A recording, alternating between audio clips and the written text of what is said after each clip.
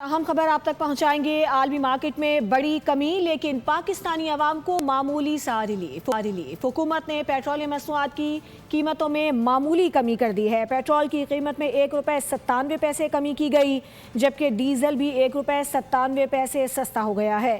फी litre petrol की कीमत ₹297.50 हो गई है, जबकि डीजल की नई कीमत ₹309.50 हो गई है, जिसका नोटिफिकेशन जारी कर दिया गया है। आलमी मार्केट में पेट्रोलियम मसनूआत की कीमतों में बड़ी कमी लेकिन पाकिस्तानी अवाम को मामूली सा रिलीफ दिया गया है। हुकूमत ने पेट्रोलियम मसनूआत में मामूली कमी की है। पेट्रोल की कीमत में ₹1.97 की कमी की गई है, जबकि डीजल भी ₹1.97 सस्ता किया गया है। फी लीटर पेट्रोल की अब जो कीमत है वो ₹297.50 हो गई है, जबकि डीजल की नई कीमत ₹309.50 हो गई है, जिसका नोटिफिकेशन जारी कर दिया गया है। सब्सक्राइब करें और बेल दबाएं ताकि कोई खबर रह न जाए।